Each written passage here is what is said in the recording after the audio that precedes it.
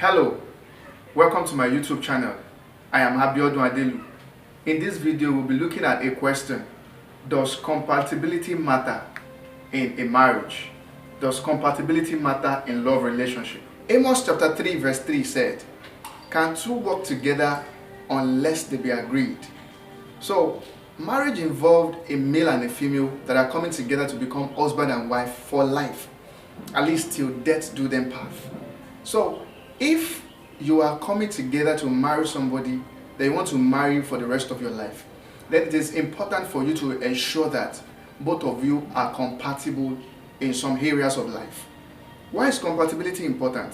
Because if two people are going on a mission and they are both different in all areas of life, in their goals, in their achievements, in their perspective, in their aim, in their style of doing things, then a lot of things will be wrong and they may not even eventually achieve the goal. And since marriage involves two people that are coming together to pursue the same vision, it is necessary that they have some level of compatibility in the following areas. 1. Spiritual compatibility. The Bible says that we should not be unequally yoked together with an unbeliever. And marrying an unbeliever is an unequal yoking. So what does spiritual compatibility means? It means that, number one, you check the matter of salvation. Is this person born again? Also, you check matters of spiritual beliefs. What are the things that you believe? Because even though many of us can be Christians, sometimes we begin to see divergent beliefs in the things that we have been taught over the years. So your beliefs, your values, are they the same even though both of you are born again? Also, you need to check godly characters. That's another part of spiritual compatibility. Are both of you compatible with respect to godly characters? Has this person improved on his or herself over time? It's one thing for somebody to be born again. It's another thing for the person to have worked on him or herself to become godly and Christ-like.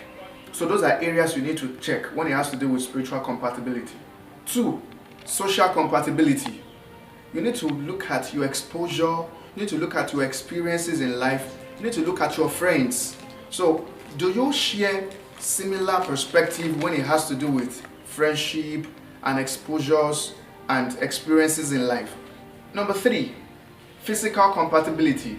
So this has to do with matters like looks, like your age, and all of those things. As much as we said that your physical look should not be the foundational basis in marital choice, but you need to understand that it is also important, but it is not just the primary reason why we accept or reject someone. But you need to look at it. What am I attracted to physically? Am I physically attracted to this person? If I'm not physically attracted to that person, then that person is best as your friend, not as a lover. Because for you to marry each other, there must be that chemistry between both of you. And the matter of age too. Even though there is no standard age, and even though there is no age difference, because sometimes people ask questions like, if this person is so age and this person is so age, can they still marry? As long as both of you agree to marry each other, even if the gap is 5 years or 10 years, as long as both of you are mature and you can connect on the same intellectual wavelength, it will work out. So the 4th area you need to consider in compatibility is intellectual compatibility. So it is important for you to consider your academic level. You should consider your professional education and your personal development over time.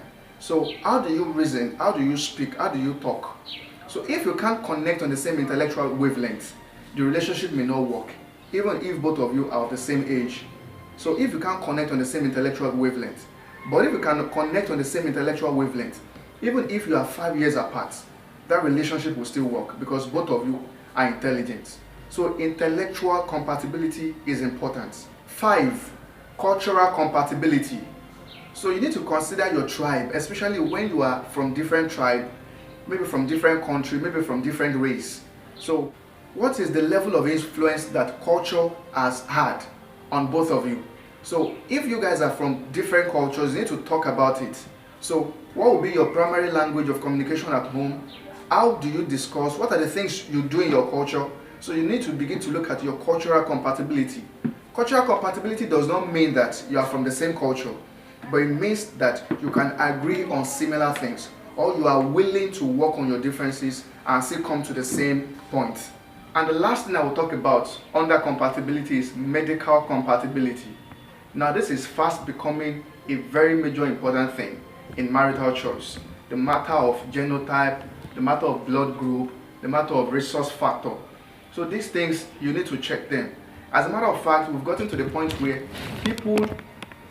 people ask questions about genotype before they even consider marital relationship. It is that important.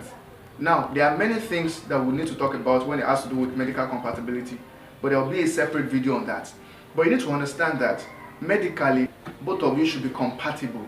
So if you are not compatible medically, you need to talk about it.